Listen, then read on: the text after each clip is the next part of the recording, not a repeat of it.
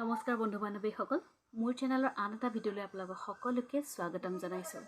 আজি ভাত পানী খাই অকণমান আজৰি হৈ লৈ পেলাই কেমেৰাটো হাতত তুলি লৈছোঁ আপোনালোকৰ লগত অকণমান কথা পাতোঁ বুলি। পৰহিৰ পৰা মোৰ মনটো একেবাৰে বেয়া। আপোনালোকেতো সকলোৱে দেখিছে মাঘেৰিটাৰ যি নাৰকীয় ধৰ্ষণ কাণ্ডৰ বিষয় লৈ আপোনালোকে সকলোৱে নিউজত চাই আছে আৰু সকলোৱে ফেচবুকত মানে বিভিন্ন ধৰণৰ কমেণ্ট দিছে, লিখিছে। হয় বাৰু, সেইবিলাকলৈকে ঠিকে আছে, কিন্তু লাষ্টত মই শুনিছোঁ যে অলপ দেৰি আগত মই নিউজ চাই পেলাই দেখিছোঁ মানে এনকাউণ্টাৰ হৈছে। ঠিকে আছে, তেওঁ সেইটো মৰিলেও মোৰ ক'বলগীয়া একো নাই।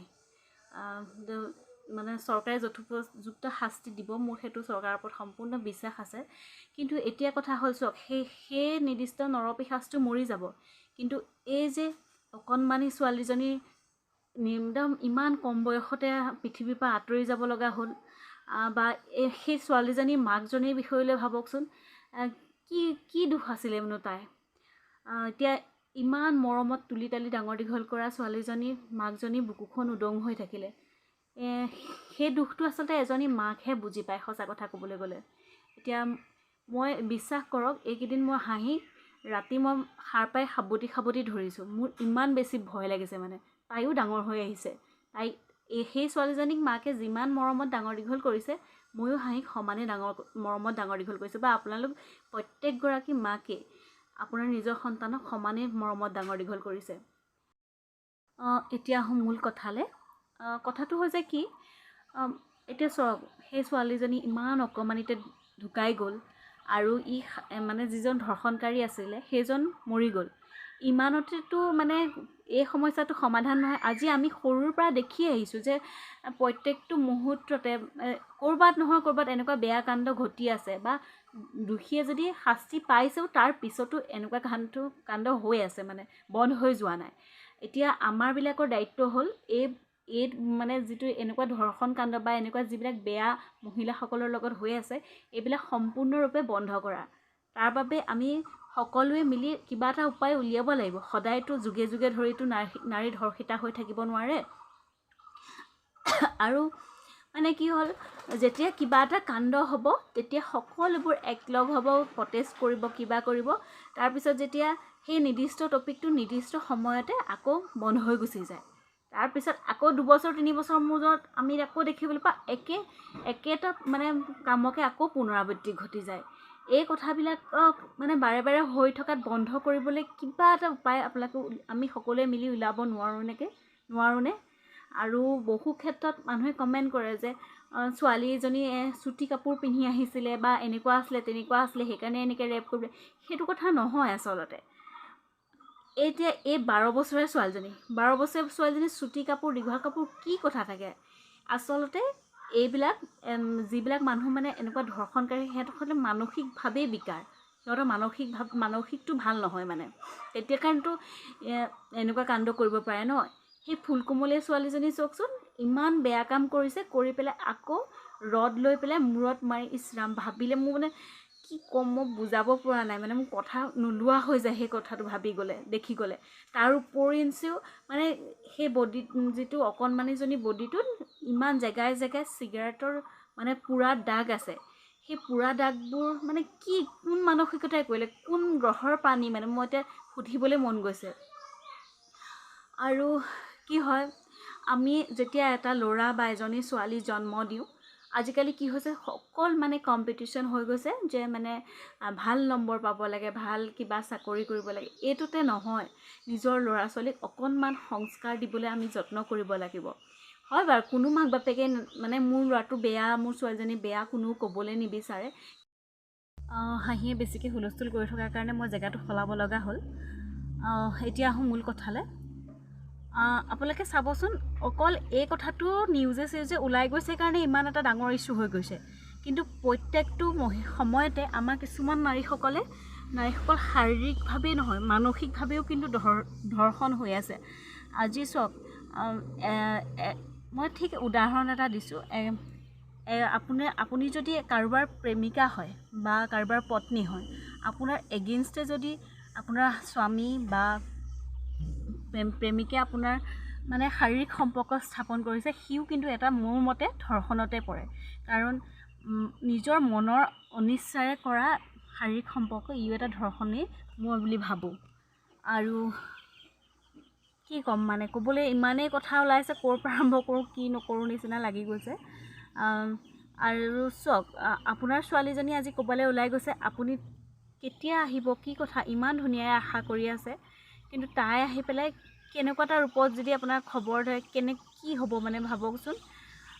গতিকতে এই সময়কণ হয়তো আমি সকলোবোৰ সজাগ হোৱাৰ সময় আহি পৰিলে। অকল ফেচবুক বা এনেকুৱা পোষ্ট দি মানে সামৰণি নামাৰি আমি কিবা মানে ভাল ষ্টেপ ল'ব পাৰোঁ নেকি চাব হ'ল। মানে সময়টো বহুত বেয়ালৈ গুচি গৈছে। আজি এনেকুৱাতো নহয় যে এই বস্তুটো এনেকুৱা এইটো যুগতে হৈছে, যুগে যুগে কিন্তু এই কাহিনীটো আহিছে। এই কাহিনীবিলাকক বন্ধ কৰা কিন্তু এটা উপায় উলিয়াব হ'ল মোৰ মতে। আৰু মানে কেৱল চৰকাৰলৈ বাট নাচায়, মানে চৰকাৰে শাস্তি দিব, কিবা কৰিব। চৰকাৰে তেতিয়াহে শাস্তি দিব যেতিয়া সেই মানে কাণ্ডটো সংগঠিত হৈ যাব।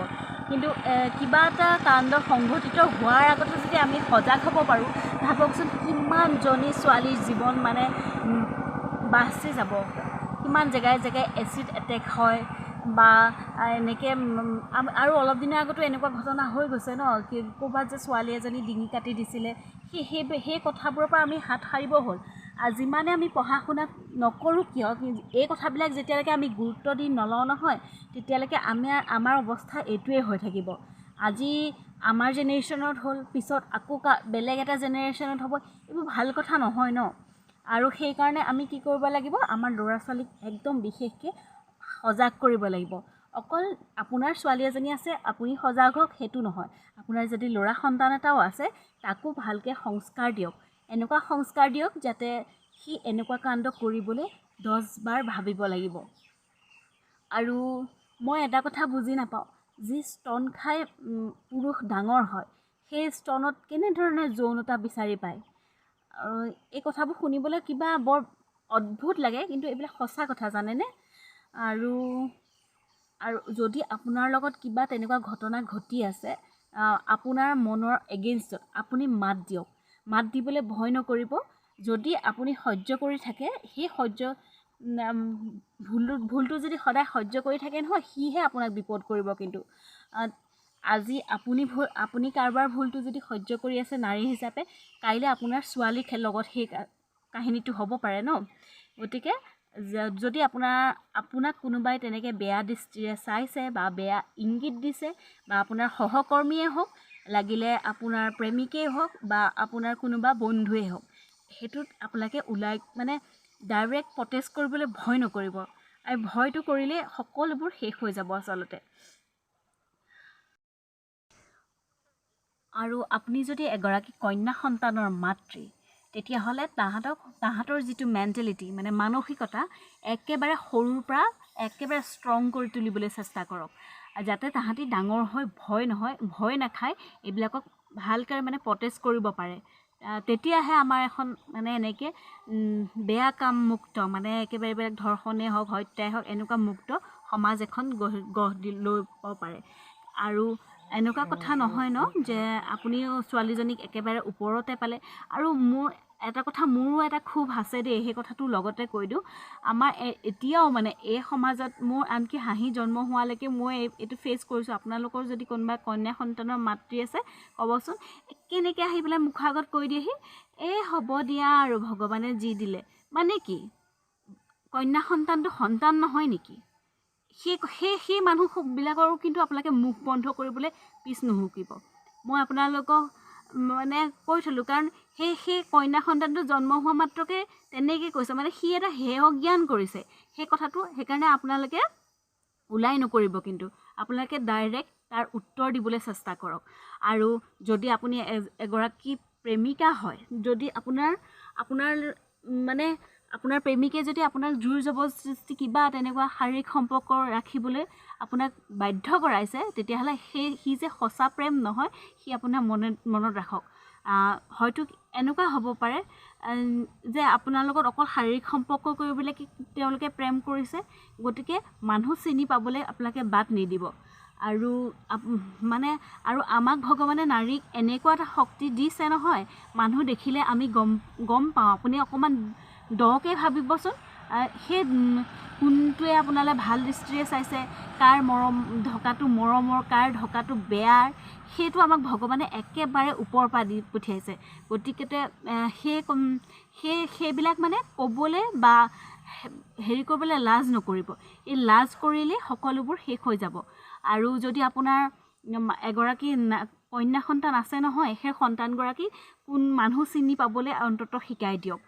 যে আৰু মানে এইবিলাক আজিকালিতো বহুত স্কুলত এনেকুৱা গুড টাচ, বেড টাচ এনেকুৱা এডুকেশ্যন আহি গৈছে, ছেক্সুৱেল এডুকেশ্যন আহি গৈছে। কিন্তু এতিয়াও বহুতে মানে এই ছেক্সুৱেল এডুকেশ্যনটোৰ বিষয়ে কথা পাতিবলৈ লাজ কৰে। সেইবিলাকত আপোনালোকে লাজ নকৰিব।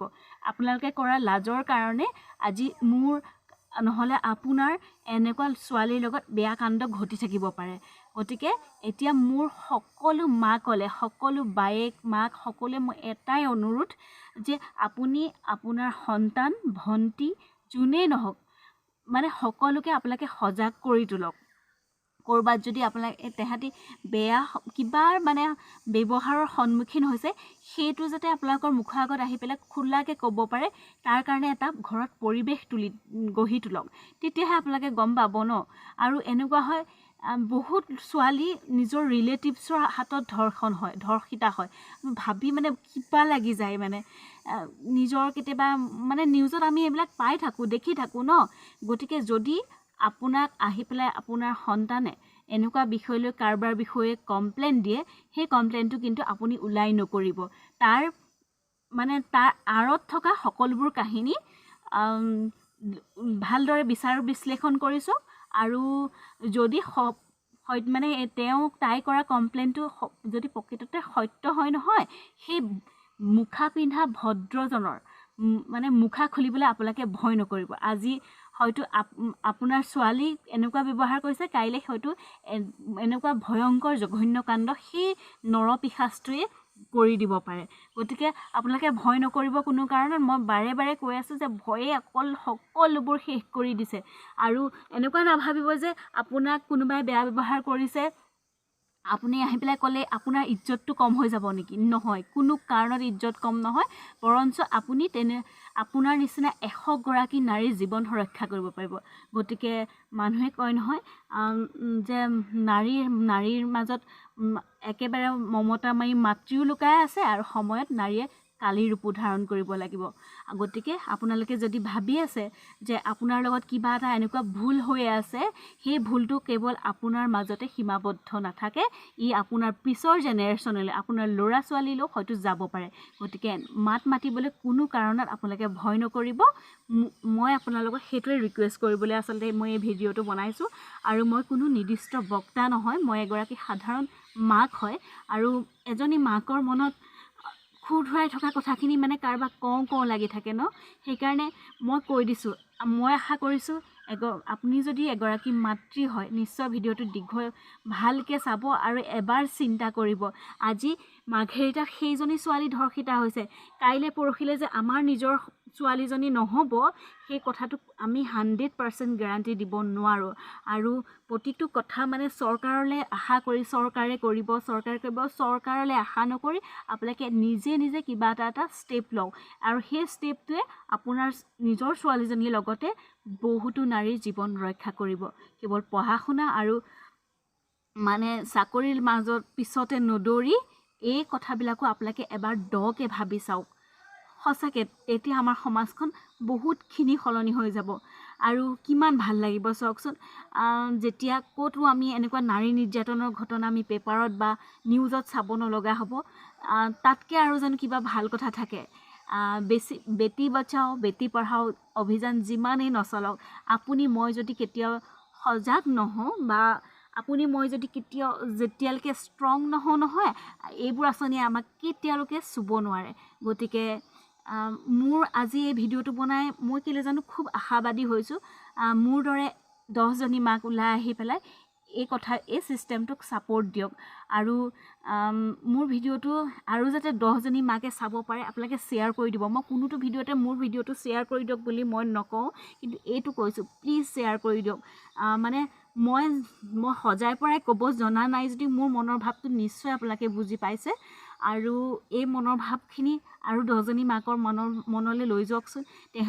তেওঁলোকেও কিজানি এইটোকে ভাবি আছে, আৰু যদি এনেকৈ মনৰ ভাৱবোৰ মিলি এটা ধুনীয়া গোট হ'ব পাৰে তেতিয়া ভাবকচোন কিমান বেছি ভাল হ'ব। সদায় নিৰ্যাতিত হৈ থকা বোৱাৰীজনী, সদায় নিৰ্যাতন হৈ থকা কাম কৰা ছোৱালীজনী, আৰু সদায় নিৰ্যাতিত হৈ থকা নাৰী কিমান এটা ধুনীয়া পথ পাব পাৰে আপুনি ভাবি চাব। আৰু মই আপোনালোকক যিসকল দল সংগঠনৰ লোকে মোৰ এই ভিডিঅ'টো চাই আছে, মই তেওঁলোকলৈ কাতৰ অনুৰোধ, আপোনালোকে আপোনালোকৰ মিটিঙত এই কথাটো সজোৰে আপোনালোকে আলোচনা কৰক, আৰু যদি কিবা সমস্যাৰ সমাধান ওলায় সকলোকে জনাওক। আৰু আজিলৈ ইমানতে সামৰণি মাৰিছোঁ। ধন্যবাদ।